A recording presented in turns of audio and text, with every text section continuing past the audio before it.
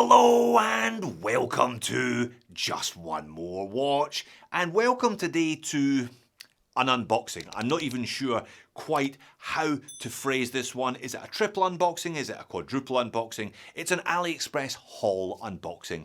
Let's put it that way. If you watched my sale recommendations top 10 video from a few weeks ago, I said at that time I had 6 items in my cart, 5 watches and a clock.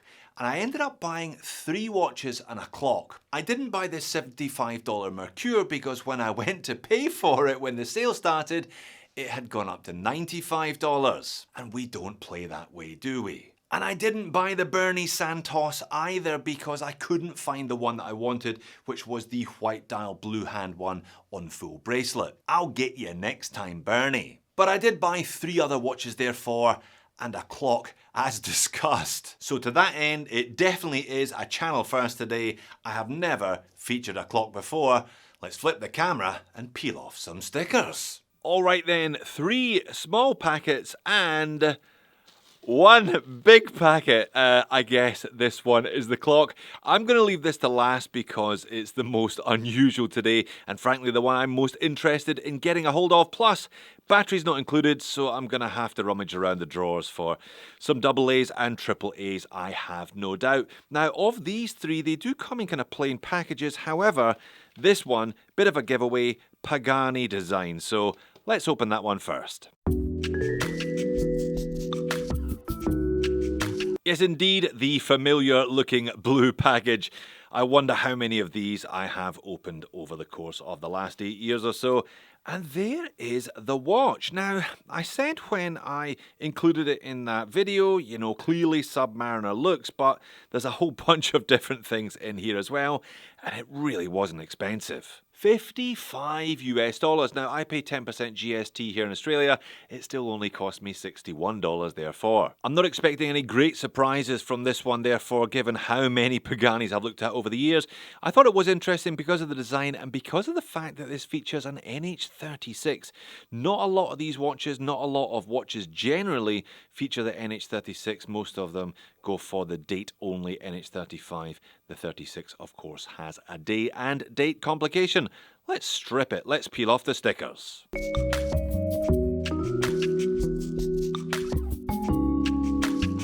My goodness, that took a while. There seemed to be a few more stickers on this one than normal, including stickers on the side of the case, which is a bit unusual, and one covering the dial, reassuring us that it is a piece of sapphire crystal underneath the sticker. And the final one on the case back covering the aforementioned Seiko Instruments NH36. Alright, we're back, we're sized and we're set, and always Friday the 13th for the horror fans when I get an NH36 in hand. I said it when I saw this one on AliExpress. Kind of reminds me of one of those kind of Seiko mod Submariners. You know, the ones where people take one of these base watches and then add different dials, hands, bezels, etc. to them. Thing is, this one costs you less than $60. You can easily spend several $100s modifying one of those watches to make it look pretty much like this one. You already know the dimensions. We've all seen these watches so many times. It's going to be 40, 48 and a half, about 13 mil thick and weigh just under 150 grams because they all do. I gotta say though, the dial, the hands, and particularly the bezel insert are actually much nicer than I had thought. Now look at that, look at the crystal. Yeah, it's that kind of single dome sapphire, never my favourite. I would have preferred to have seen a bit of flat sapphire here, frankly, but considering it is going for that kind of Seiko mod look, then I suppose a piece of domed is appropriate. Bracelet, not fantastic, cheap oyster style, and it's got one of these glide lock look clasps, but without any of the fancies inside, unfortunately. It's got that Easy Link style extension, but if you want to adjust it on one of the micro adjust positions, yeah, it's a right pain in the arse to do so. Well, I guess you can't expect everything for your $60, but what I did get for my money is a well-spec'd and rather attractive-looking watch that's certainly a little bit different from the standard Common or Garden one-for-one subby clones. Let's move on. Alright, next 2 boxes. One is heavy, relatively speaking. One is light. I'm going to open that one next because I think I know what it is.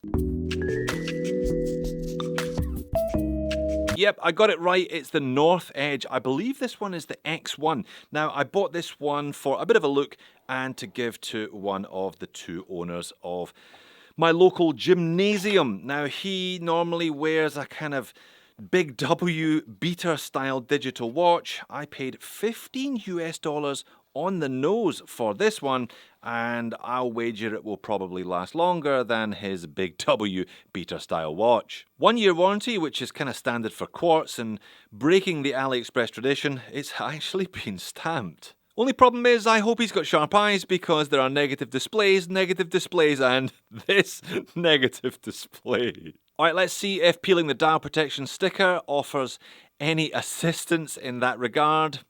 Nope, not really. There are actually 3 colour versions of this one available, 2 of which have a negative display. The white one had the positive display, and I just didn't think that was necessarily his style, so I went with this one. Oh well, I didn't spend that much money on it, as you saw. It was only 15 bucks. Oddly enough, it does rather remind me of a Square G-Shock, the 5600 series. Button layout, not quite the same, but the feature set is really rather similar.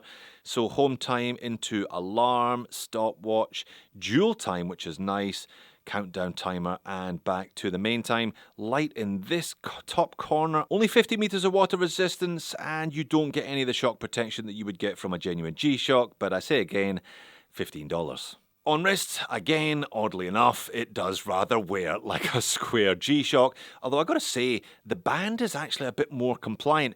I don't think therefore it will last quite as long as one on a genuine Casio does, but it's probably going to be more comfortable before it falls apart. Super light, of course. And there you go, that's the side-by-side comparison you've all been waiting for, and you can see just how difficult that display is to read by comparison, even to the much smaller numerals on the G-Shock. Look, if you're in America and you can pick up one of these base models for $50, then you should definitely save up and buy the real thing. Here in Australia, this cost me 25 bucks, whereas you'll be looking at 100 Aussie for the genuine 5600. You should probably still save up and buy the real thing, to be honest. Let's move on. Alright, the last of the 3 watches anyway.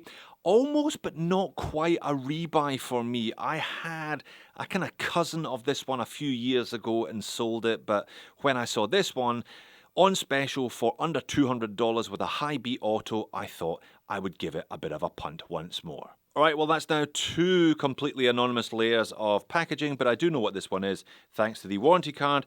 It is a Proxima with the unicorn / zebracorn logo. Yeah, thankfully, it's not on the dial of the watch in this case. It is on the watch tube though, very San Martin, but San Martin at least has a zip on theirs, unlike Proxima. And there is the watch, black and gold, turtle look-alike, with a PT5000 sapphire crystal ceramic bezel insert and a decent rubber strap. I paid $199 US dollars for this one, plus my 10% GST, of course. Ah yes, it's all flooding back to me now. This one is definitely ringing some bells, but it's a little bit unusual. Now, the case shape of this one is definitely Seiko Turtle, but it's not a classic 6105 style turtle. This one is a more 6309, if you see what I mean. It's got slightly longer lugs. I'll show you.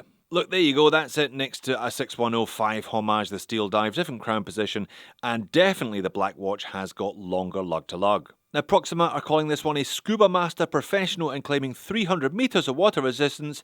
I didn't know it when I was ordering it, but it's a monoblock case. Look at that. They really are conflating a few different Seiko models in this one, are they not? The unicorn makes an appearance, but thankfully on the back of the watch, not the front of the watch.